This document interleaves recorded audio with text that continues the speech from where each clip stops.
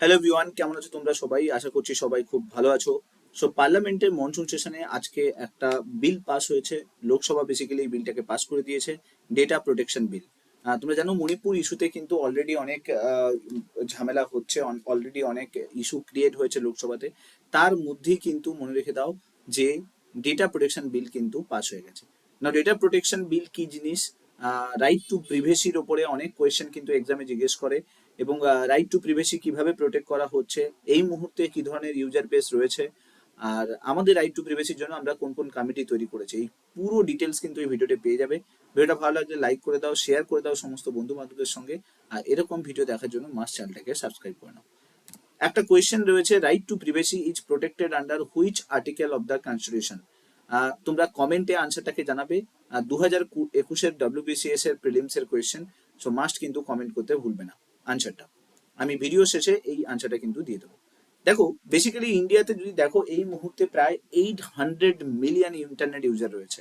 আর expect করা হচ্ছে যে নেক্সট 5 ইয়ার্সে এটা 45% ইনক্রিজ করবে। মানে তুমি ভেবে দেখো 2025 নাগাদ আমাদের শুধুমাত্র ইন্টারনেট ইউজার বেস হবে 900 মিলিয়ন অর 1000 মিলিয়ন।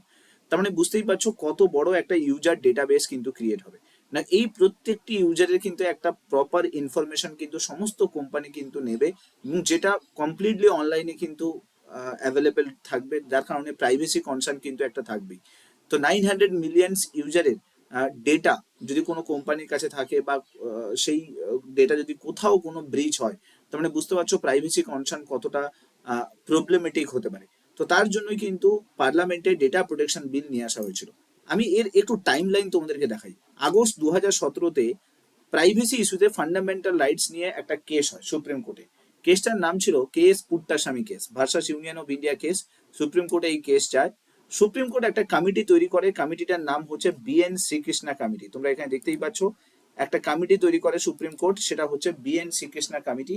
এই কমিটি বেসিক্যালি কিন্তু এই কমিটি কিন্তু সমস্ত আহ, এই ডেটা প্রোটেকশনের উপরে কিন্তু কাজ করছিল। জুলাই 2018-তে কমিটি কিন্তু একটা প্রপোজাল দেয়, সেই প্রপোজালের উপর বেস করে একটা বিল তৈরি করা হয়। বিলটার নাম ছিল কিন্তু ডেটা প্রোটেকশন বিল, পার্সোনাল ডেটা প্রোটেকশন বিল। 2018 থেকে 3 বছর গভর্নমেন্ট কোনো কাজ করে না এর উপরে। 2021-এ এসে জয়েন্ট পার্লামেন্টারি কমিটি একটা রিপোর্ট পাবলিশ করে, সেই রিপোর্টের নতুন ভার্সন, ডেটা প্রোটেকশন বিলের যে নিউ ভার্সন কিভাবে হতে পারে তার একটা রিপোর্ট দেয়। 2018 থেকে 2021-এর এই পিরিয়ডের মধ্যে অনেকবার কিন্তু এই বিলটা নিয়ে পার্লামেন্টে অনেকবার কিন্তু রিভিউ সেশন হয়, অনেকবার মিটিং হয়, বাট কোনো সেরকম ভাবে কোনো কিন্তু প্রপার রিজলভ কিন্তু বেরোয়নি। আগস্ট 2022-এ এর উপরে একটা প্রপার ড্রাফট আসে, যেটা হচ্ছে পার্লামেন্টারি যে ড্রাফট ডেটা প্রোটেকশন বিলের উপরে, বা সেটাকে উইথড্র করে নেওয়া হয়। 2022-এ যেটা দেখো একটা ড্রাফট নতুন করে আসে, যেটা হচ্ছে basically digital personal data protection bill. অর্থাৎ শুধুমাত্র data on not physical basis, data on digital basis কিন্তু এই বিলটাকে নিয়ে আসা হয়। ঠিক আছে, 2022 থেকে সেরকম ভাবে আর নতুন করে আসেনি। পরবর্তীকালে 5ই জুলাই 2023 ক্যাবিনেট অ্যাপ্রুভ করে ডেটা প্রোটেকশন বিল, যেটা 2023-এ কিন্তু যেটা রিলিজ করা হলো। তার মানে বুঝতেই পারছো যে একটা হিউজ লং প্রসেসের মাধ্যমে কিন্তু এই বিলটাকে নিয়ে আসা হয়েছে। 2017-তে এটা ইনিশিয়েট হয়েছিল, আর পাস হতে হতে এটা কিন্তু 2023 লেগে গেল। তার মানে বুঝতে পারছো 6 বছর কিন্তু এই বিলের কিন্তু টোটাল মেয়াদকাল কিন্তু ছিল। এই ডেটা প্রোটেকশন বিলে কি রয়েছে একটু ডিকোড করছি। ডেটা ডেটা বেসিক্যালি কি, একটা পার্সোনাল এন্টিটি। অর্থাৎ পার্সোনাল এন্টিটি কেন না, একটা পার্টিকুলার কোনো পার্সনের, আমরা যদি দেখি একটা পার্টিকুলার কোনো পার্সনের তার টোটাল ইনফরমেশন এই ডেটার মধ্যে কিন্তু ইনক্লুড থাকবে। এই বিলের মধ্যে সেটাকে সেফগার্ড করার চেষ্টা করা হবে, যাতে সেটা মিসইউজ না হয়, তার কোনো পার্সোনাল ডেটা কোনোভাবে যাতে লিক না হয়। এখানে সমস্ত ডেটা থাকবে, অর্থাৎ জেনারেল ডেটা যেরকম থাকবে, অর্থাৎ বাড়ি কি, নাম কোথায়, অ্যাড্রেস কোথায়, এগুলো যেরকম থাকবে, সেই সঙ্গে সঙ্গে সেন্সিটিভ এবং ক্রিটিক্যাল ডেটাও থাকবে, যেরকম কি বায়োমেট্রিক থাকবে, রেটিনা স্ক্যান থাকবে। এই সমস্ত কিছু ইনফরমেশন কিন্তু এই ডেটা প্রোটেকশন বিলের আন্ডারে কিন্তু প্রোটেক্ট করার চেষ্টা করা হবে। এবং গভর্নমেন্ট, মনে রেখে দাও, শুধুমাত্র গভর্নমেন্ট নয়, কর্পোরেট থেকে শুরু করে সমস্ত জায়গাতে কিন্তু এই বিলের কিন্তু ওপরে কিন্তু জোর দেওয়া হয়। সোশ্যাল মিডিয়া বিশেষ করে, তোমরা জানো বিভিন্ন সোশ্যাল মিডিয়া রয়েছে, ফেসবুক, টুইটার, গুগল, অ্যামাজন, এই সমস্ত কোম্পানি কিন্তু আমাদের সমস্ত ডেটাকে কালেক্ট করে। তো সেই ডেটা কালেক্ট করার সময় তারা যাতে ভেরিফিকেশন করতে পারে, প্রপারলি ইউজারকে ভেরিফিকেশন করতে পারে, এবং তাদের ডেটা যদি কখনো শেয়ার হয়, অর্থাৎ ওই সমস্ত প্ল্যাটফর্ম যদি কোনো কারণে এই ডেটাগুলোকে শেয়ার করে, তাহলে 15 করোড় অবধি ফাইন কিন্তু তাদের ওপরে এন্টাইটেল করা হবে, এটা কিন্তু এই বিলের মধ্যে কিন্তু মেনশন করা হয়। সামান্য ডেটা ব্রিচও হলে, এটা বলা হয়েছে যে ছোটখাটো যদি ডেটা ব্রিচ হয় সেক্ষেত্রে 5 কোটি টাকা কিন্তু ফাইন করা হবে, অথবা তার টোটাল গ্লোবাল টার্নওভারের 5% কিন্তু ফাইন করে দেওয়া হবে। তার মানে বুঝতেই পারছো কতটা কোম্পানি এবং কর্পোরেট সেক্টরের কাছে এটা কনসার্নের বিষয় রয়েছে। ঠিক আছে, তো লোকসভা প্রেজেন্টলি এখন ডিজিটাল পার্সোনাল ডেটা প্রোটেকশন বিলকে পাস করেছে, অর্থাৎ শুধুমাত্র ডিজিটাল যে ডেটা প্রোটেকশন সেটাকে কিন্তু অ্যালাউ করা হবে। 2023-এ বেসিক্যালি এটা করা হবে। বেসিক্যালি মেন উদ্দেশ্য থাকবে যাতে পার্সোনাল ডেটাগুলো প্রোটেক্ট করা যায়। তোমরা জানো ব্যাংক অ্যাকাউন্ট খুলতে গেলেও আধার কার্ড লাগছে, এভরি প্লেসে আমাদের আধার কার্ড কিন্তু ম্যান্ডেটারি করে দেওয়া হয়েছে, আর আধারের মধ্যে রয়েছে কিন্তু ফিঙ্গারপ্রিন্ট। তার মানে বুঝতেই পারছো সেটা অনেক বেশি ক্রিটিক্যাল হতে পারে, যদি কোনো কারণে লিক হয় বা কোনো কিছু হয় তাহলে অনেক বেশি ক্রিটিক্যাল হতে পারে। ঠিক আছে, এই বিলে বলা আছে শুধুমাত্র কর্পোরেশন অ্যান্ড এবং গভর্নমেন্ট সবাই কিন্তু ডেটাকে কালেক্ট করতে পারবে, কিন্তু তার সেই ইনফরমেশন যে কতটা ইউজ করছে সেটা কিন্তু প্রত্যেকটা সিটিজেনের জানা উচিত যে সেই ডেটাটা কতখানি ইউজ হচ্ছে। আর যদি কোনো কারণে ওই ডেটার প্রাইভেসিতে কখনো কোথাও প্রবলেম হয় বা ওই ডেটাতে কোথাও যদি ব্রিচ হয়, তাহলে পেনাল্টি আপ টু 250 করোড় করে দেওয়া হয়েছে, মানে 250 কোটি টাকা পর্যন্ত ফাইন ওই কোম্পানিকে দিতে হতে পারে। ঠিক আছে, তো মিনিমাম ফাইন যেটা করা হয়েছে সেটা হচ্ছে 50 কোটি টাকা মিনিমাম ফাইন করে দেওয়া হয়েছে। এখানে তোমরা দেখতেই পাচ্ছ মিনিমাম ফাইন যেটা করা হয়েছে 50 কোটি টাকা, ম্যাক্সিমাম ফাইন সেটা হচ্ছে 250 করোড় পর্যন্ত যেতে পারে, ইম্পোজ করা যেতে পারে। ঠিক আছে, মেন উদ্দেশ্য কি, যাতে কোনোভাবে ওই যেটা যে আমাদের যে ইম্পর্টেন্ট ডেটাগুলো আছে সেটা যাতে কোনোভাবে লিক না হয়ে যায় বা ব্রিচ না হয়ে যায়। এখানে আরো একটা রাইটস প্রোভাইড করা আছে, যদি কোনো কনজিউমার এটা ভাবে তার ডেটাটাকে ঠিকমতো করে প্রোটেক্ট করা হচ্ছে না, তার ডেটাকে ঠিকমতো করে হচ্ছে প্রাইভেসিটাকে ঠিকমতো করে প্রোভাইড করা হচ্ছে না, তাহলে কনজিউমার কিন্তু ফাইল করতে পারে একটা কমপ্লেন্ট।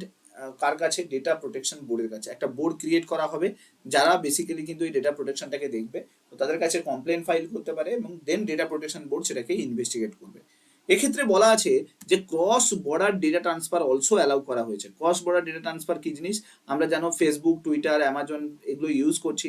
এখন ফেসবুক ইউএস বেসড কোম্পানি, তো অবভিয়াসলি ইন্ডিয়া থেকে অনেক ডেটা কিন্তু ইউএসএ নিয়ে যেতে পারে। ঠিক একেবারে টুইটারও তাই, একইভাবে অ্যামাজনও তাই। তো অবভিয়াসলি এখানে ক্রস বর্ডার ট্রান্সফার কিন্তু হবে। তো ক্রস বর্ডার ট্রান্সফার কিন্তু অ্যালাউ করা হয়েছে, বাট সেখানে কোনো ব্রিজকে কিন্তু অ্যালাউ করা হবে না, কোনোভাবে যেন সেই ডেটা যেন কোনোভাবে ব্রিজ না হয়, এটা কিন্তু বলা আছে। আমরা যদি ডোমেস্টিকটা দেখি, শুধুমাত্র আমি ছোট্টখাটো একটা এক্সাম্পল দিচ্ছি, শুধু ডোমেস্টিক টেলিকম সেক্টরটাকে দেখি, দেখো এই মুহূর্তে ভিআই মানে ভোডাফোন আইডিয়া এই টোটাল নেটওয়ার্ক ফেব্রুয়ারির এন্ড পর্যন্ত বলছে 237 মিলিয়ন ইউজারের ডেটা কিন্তু তাদের কাছে আছে। সেই জায়গায় এয়ারটেলের কাছে আছে প্রায় 369 মিলিয়ন ডেটাবেস কিন্তু এয়ারটেলের কাছে আছে। আর জিওর কাছে আছে দেখো প্রায় 427 মিলিয়ন পাবলিকের কিন্তু ডেটা সেটা জিওর কাছে আছে। তার মানে বুঝতে পারছো ডোমেস্টিক্যালি আমরা যদি দেখি এত বড় ডেটা কিন্তু অলরেডি এই সমস্ত কোম্পানির কাছে রয়েছে। আমরা শুধুমাত্র টেলিকম সেক্টর বললাম, এছাড়া আরো অনেক সেক্টর আছে। তোমরা জানো আজকাল তো একটা মোবাইলে সিম আনতে গেলেও সেখানে যেরকম ডেটা মানে ইনফরমেশন দিতে হচ্ছে, তুমি একটা ওয়েবসাইট ওপেন করতে গেলেও তোমাকে কিন্তু সমস্ত ইনফরমেশন দিয়ে ওয়েবসাইটটা ওপেন করতে হচ্ছে। তার মানে বুঝতেই পারছো কত বড় ডেটা ব্রিচ হতে পারে যদি অনলাইনে কোনো প্রাইভেসি ঠিকঠাক করে না রাখা হয়।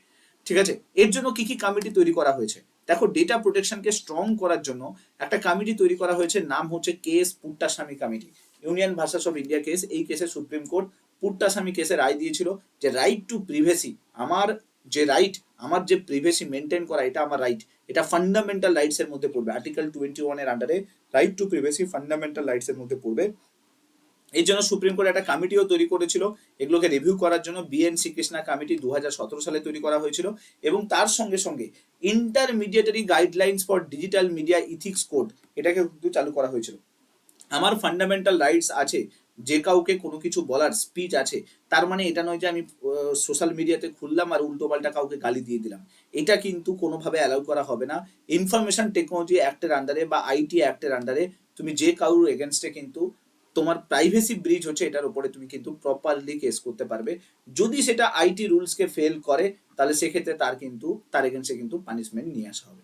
ঠিক আছে, এবার মনে রাখো এটা শুধুমাত্র ইন্ডিয়াতে নয়, পুরো গ্লোবালি আমরা যদি দেখি না এই ধরনের ডেটা প্রোটেকশন কিন্তু প্রোটেক্ট করার চেষ্টা করা হচ্ছে।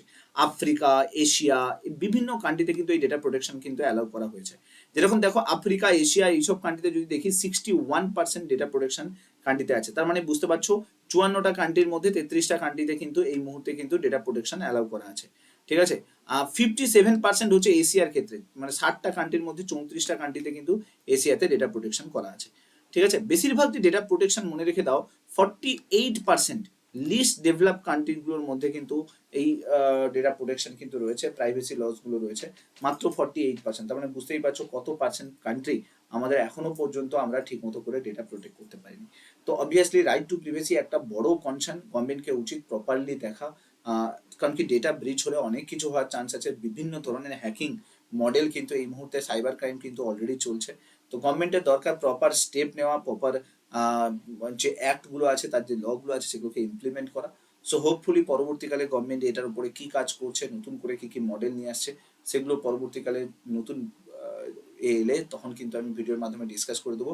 ভিডিওটা ভালো লাগলে লাইক করে দাও, শেয়ার করে দাও সমস্ত বন্ধু বান্ধবদের সঙ্গে, আর এরকম ভিডিও দেখার জন্য মাস চ্যানেলটাকে সাবস্ক্রাইব করে নাও। Thank you so much. Next video তোমার সঙ্গে আবার দেখা হচ্ছে। Till then, bye by.